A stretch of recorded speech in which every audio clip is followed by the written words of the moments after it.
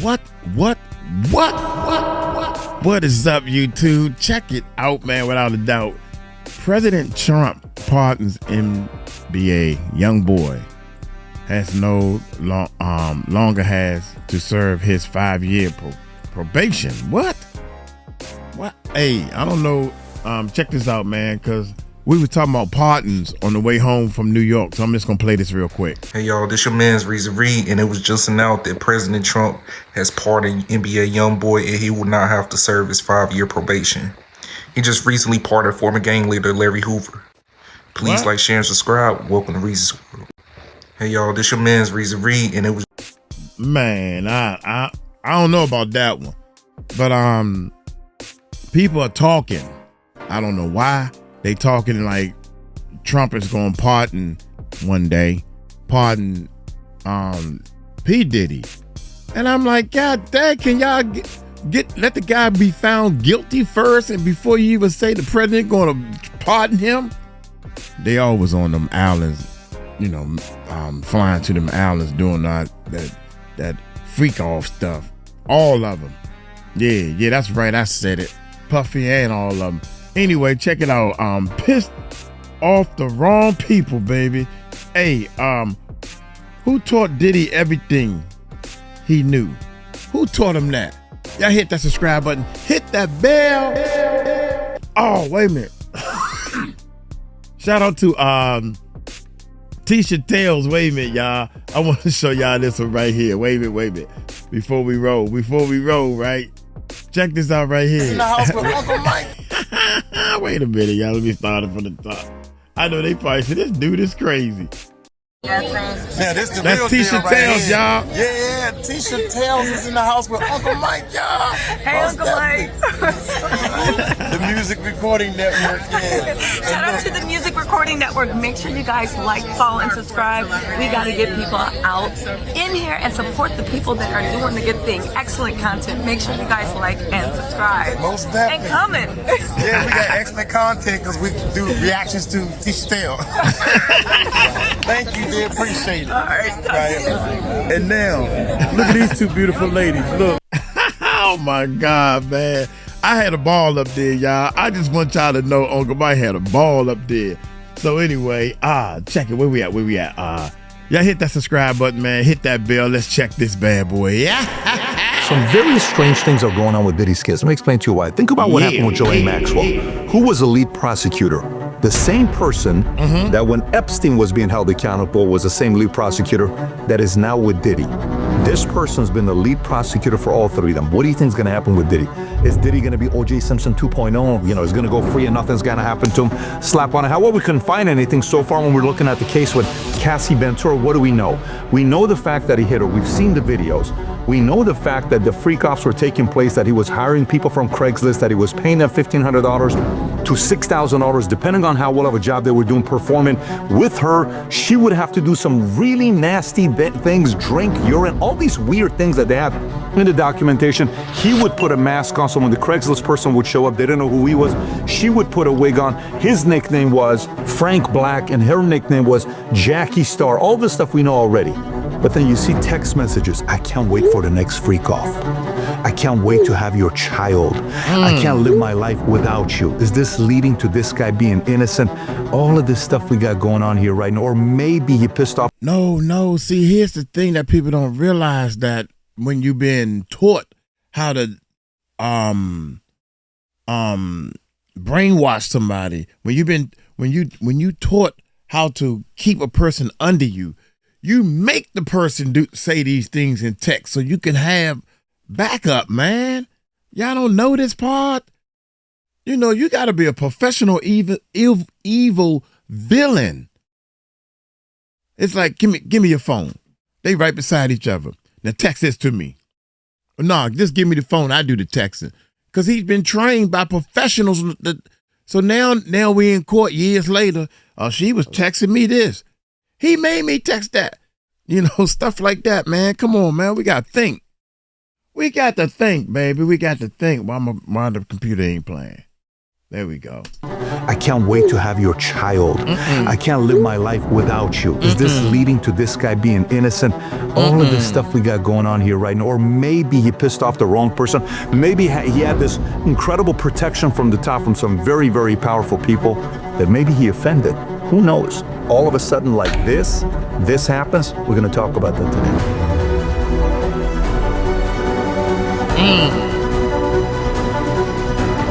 If you have value out of this video, give it a thumbs up and subscribe to the channel. If you want all these notes, stick around till the very end. I'm going to show you how to get them. All right, so let's get right into it. Check this out. This guy Diddy, when you look at his net worth, 2022, he's a billionaire. Oh, we hear it, we see it all over the place.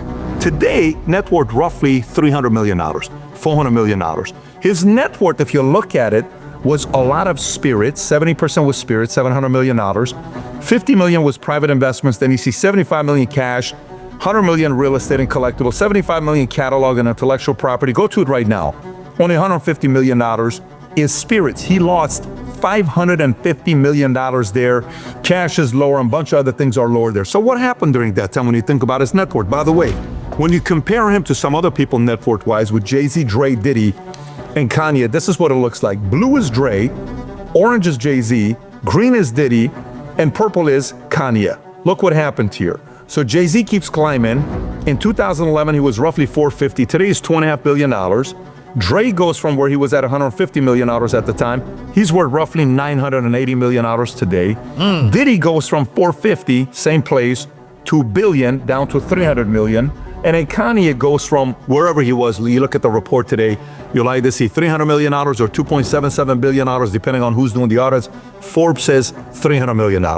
Okay, so let's go look at the Ciroc deal, what happened. So Diddy in 2007 does the Ciroc deal, which is a partnership with Diageo to revive Ciroc vodka, taking a 50-50 profit sharing role rather than the standard endorsement. As brand manager and CMO, he elevated the brand from 40,000 to over 2 million cases a year, making it a premium product. Now keep in mind, if you don't know who Diageo is, Diageo owns everybody.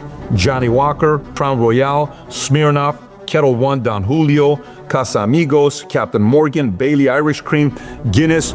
They own all these companies. So Ciroc, hey, this is big. We're bringing Diddy in. He's going to take it from 40,000 to 2 million. Profitable. This is great. Let's make some money together. 2013, the Leon Tequila co-ownership. Diddy and Diageo jointly acquired the Leon Tequila, making it a deeper investment relationship. May of 2023, Diddy sues Diageo. Diddy filed a lawsuit accusing Diageo of neglecting the De Leon brand, racial discrimination, claiming they marketed it as an urban product and failed to treat him as a true business partner. Then in January 2024, they settled out of court. Diageo and Diego settled the dispute out of court. While details still remain sealed, the settlement marked the end of their business relationship. So this is from 2007 till 2024, 17 years. Could they have protected him? I don't know. Their CEO currently today is Deborah Ann Crew. She was a former intelligence officer in the military. Once intelligence officer, forever you're an intelligence officer. Who knows what happened? We don't know the relationship. We're not going to make any accusations. All we know is, could this have been a protection where they were at the parties and they knew things that were taking place and are like, wait, what do you want to do to us? No problem. Boom, drop the bomb. I don't know. All I'm saying is the timing, it's kind of strange. Maybe even they wanted to kind of be like, look, we know what's about to be dropped on this guy. We want to have nothing to do with you. We're out. Here's some money. You stay quiet. We'll pay you, but we want to get out of here. The only thing at the time is kind of crazy is January 2024, they settle. 2 months later, remember what we're sitting there doing and minding our own business? And you hear, March of 2024, the feds are raiding Diddy's Miami home and his LA home. For what? What are they trying to get? And you saw them pulling out all these boxes. What's going on over here? Federal agents raided his Miami and LA home, seizing 90 terabytes of digital data. What are you taking? A bunch of letters he wrote? What do you think they're getting there, right? Multiple. I told y'all it's 90 terabytes. Some people were saying it's 90 terabytes of everything. It could be people coming to the doorbell, emails, downloads, any data, any paperwork or anything, not just necessarily all video. Now, people are saying that is only X amount of terabytes of video, which is a real small number. I can't remember the number. I don't want to put no lies out there, period. That's my goal. Here we go.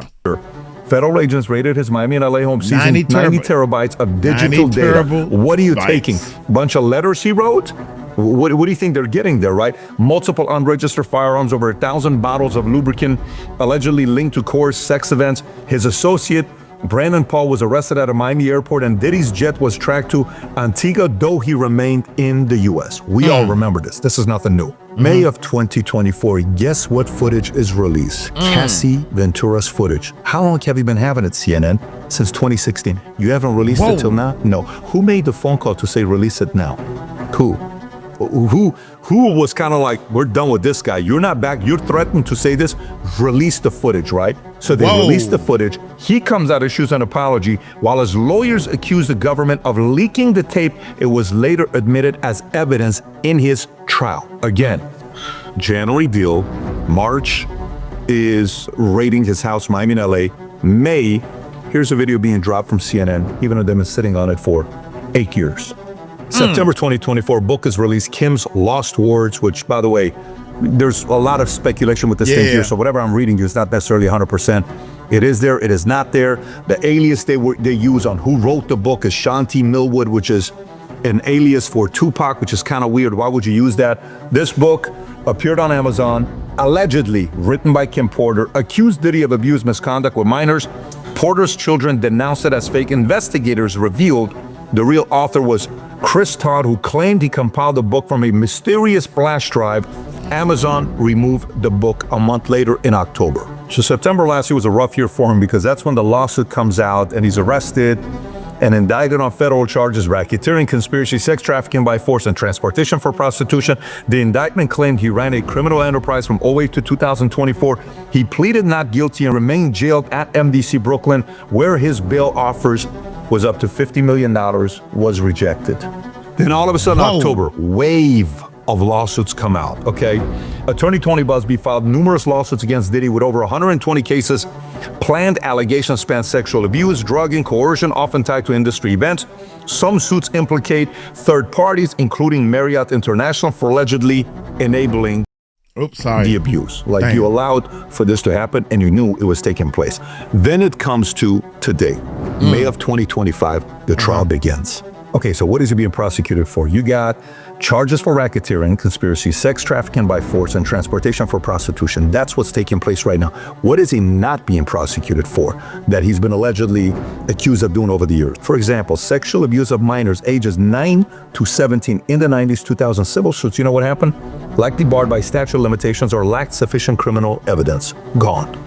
Murder, blackmail, and surveillance claims, Kim Porter, drive leaks, highly speculative with no verified forensics or corroborating evidence. Gone. Arson, alleged car bombing of Kid Cudi's vehicles, alleged by Cassie but not supported by public documentation or prosecutable evidence. Gone. Civil allegations from 120 accusers, many told unverified and not investigated fully. Some may still be under review, but right now we only know about 4. So this is the one part that we got to be thinking about, because a lead prosecutor can determine whether your crime is going to be bigger or less, more scrutinized, and people are going to be looking at everything, or less. I mean, if you think about President Trump, right, in New York, you have the case that came out with Stormy Daniels, hush money, hey, that could have been civil. Whatever the number was, $125,000. Didn't need to be criminal. He's a convicted felon, but the guy that was a lead prosecutor was a guy named Matthew Colangelo, and guess who's the one that appointed him? DA Alvin Bragg. And who is Alvin Bragg? You think Alvin Bragg loves Trump? No, they wanted to make him a convicted felon to just kind of destroy him. In this case, is the complete opposite who the lead prosecutor is for Diddy. It used to be Damian Williams, who was the lead prosecutor until he resigned in December of 2024. Damian Williams is a pretty connected guy. He's been a lead prosecutor on a lot of different things. You ready? Epstein, you got Diddy, you got Ghislaine Maxwell, and many others. He was appointed by President Biden. He used to work, had a relations with the Soros family. So he steps away in December of 2024 for Diddy. Why would he step away? And you know who replaces him as a lead prosecutor? Moren Comey. You know who Moren Comey is? She is James Comey, the former director of FBI that put the 8647 on his Instagram. She is his daughter. That is now the lead prosecutor going against Diddy. Do you think Diddy's going to end up being guilty? Who knows? We'll find out if she's going to go after him hard or not. Now, to be fair, Damian Williams and Moren Comey both were the prosecutors, going against Sam Bankman-Fried, and decided to kind of not look at the donations that he made. I think it was the second biggest for Democrats, and he gave a bunch of Republicans as well. He was trying to buy everybody out during that time. And this comes down to one other thing with Moren Comey, to just kind of give her a little bit of the benefit of the doubt. She was a lead prosecutor going against Robert Hayden. Robert Hayden was a gynecologist who was accused of taking advantage of clients that were coming in. And one of them was Andrew Yang's wife, if I'm not mistaken. He was doing a lot of weird things. He went away 20 years in jail. So I don't want to put it in here and say Moren Comey's not going to go after certain people. She has. But in this case, Ghislaine, Epstein, Diddy, kind of weird.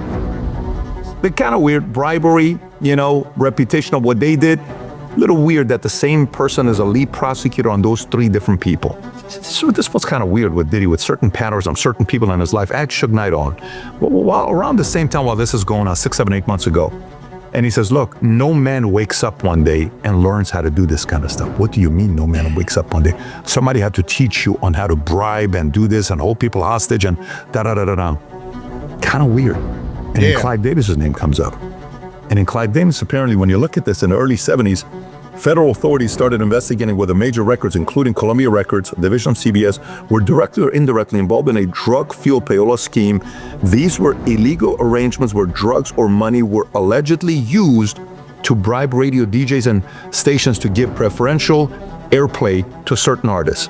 You know who was the leading guy for Columbia at the time? A guy named Clive Davis in 1973, a rising executive and then president of Columbia Records, fired by CBS in 1973. The official reason cited the misuse of company funds. He was accused of charging personal expense, including lavish bar mitzvah costs for his son, to the company. I mean, obviously that's not good, but if you look at the charts, you hear them using heroin and other drugs to bribe DJs. Even his former EA testified and gave statements that Clive Davis authorized payola practices, further damaging his reputation. So what does Clive Davis do? Starts his own company called Arista Records in 1974. Now, while he's going through, the CBS sues him to recover some of the funds. Davis was not indicted or charged with any crime, including the broader allegations on payola or drug-related misconduct. So the relationship between Clive Davis and Diddy is interesting, because when Diddy's 23 years old, he's making a name for himself. Clive gave him $15 million to start Bad Boy Records. And then later on, they did even a bigger deal where Clive gave him $50 million advance on future earnings. This is 5 years later in 1998. $6 million upfront payment, $700,000 annual salary, and a state-of-the-art recording studio. We're talking about $2 million recording studio. This is when he went after Faith Evans. He got Biggie in the early 90s. This is when it started. But there's a relationship with Clive. And it's interesting because Clive later on, they say something may have happened here, because Suge said Clive taught him the bad habits. And later on, Clive comes out and says the following. Yes, record mogul Clive Davis has identified as being bisexual. He publicly revealed in his memoir, this is not allegedly, he said it, The Soundtrack of My Life. At the age of 80, he also discussed in an interview with Katie Couric, expressing the hope that his coming out would contribute to greater understanding of bisexuality. It's Clive Davis. And on top of that, very weird, the principal of the high school that Diddy went to school to. This is like completely crazy. In 1987, Reverend Bernard Lynch and brother Timothy Brady were accused of sexually abusing students at Mount St. Michael Academy in Bronx, New York. While this was happening, the allegations involved the molestation of 3 boys. While the timing overlaps Diddy enrollment at school, there is no public record or indication that he was among the victims, and no one knows the 3 boys' names. Right. Timothy Brady goes and gets convicted, goes to jail. He's in prison. But when he comes out, he goes back and is reassigned by Marist Brothers to a Catholic high school in Chicago, where he worked from 1993 to 2005, 12 more years after you know what he's doing to boys. I mean, this makes a lot of sense, right? And then Reverend Bernard Lynch was indicted in 98, stood trial in 89 on the abuse of former student. He was acquitted of all charges. Lynch has maintained that his prosecution was a result of a witch hunt due to his AIDS ministry and advocacy for LGBTQ rights. In 2019,